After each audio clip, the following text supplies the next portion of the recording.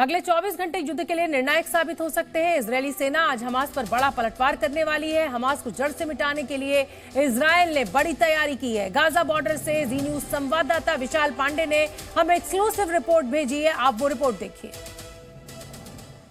जी news आपको पल पल की खबर, हर दिन हम आपको ग्राउंड जीरो से रिपोर्ट दिखा रहे हैं कि आखिरकार हमास के खिलाफ इजराइल की तैयारी किस तरह से है और कैसे इजराइल अब हमास के एक एक ठिकाने को ढूंढकर खत्म कर रहा है। लेकिन आज का दिन इसलिए काफी महत्वपूर्ण है क्योंकि इस तरह की खबरें आ रही हैं कि इजराइल की सेना अब ग्राउंड ऑपरेशन की तैयारी में है, यानी गाजा पट्टी में इजराइल की सेना अंदर घुस सकती है। हालांकि इसका अभी तक आधिकारिक ऐलान नहीं हुआ है, लेकिन हमें जो सूत्रों से जानकारी मिल रही है उसके मुताबिक इजराइल की सेना अंदर जाने की पूरी प्लानिंग कर रही है। क्योंकि हम पिछले कई दिनों से देख रहे हैं जो गाजा बॉर्डर का सटा हुआ एरिया है वहां पर इजराइल की सेना की संख्या बढ़ाई जा रही है, टैंक्स की संख्या बढ़ाई जा रही है, साथ ही बख्तरबंद गाड़ियां भेजी जा रही हैं, रिजर्व फोर्सेस को बुला लिया गया है।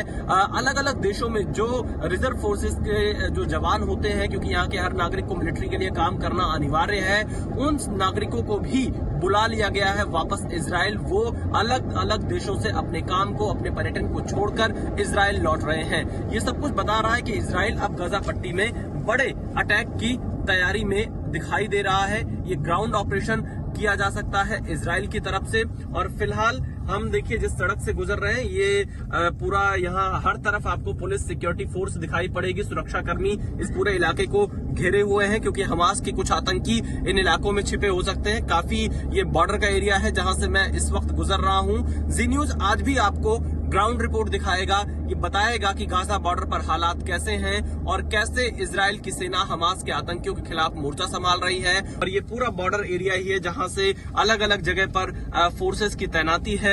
और फिलहाल यहाँ अगर आप देखिए, भारत ने ऑपरेशन अजय शुरू कर रखा है।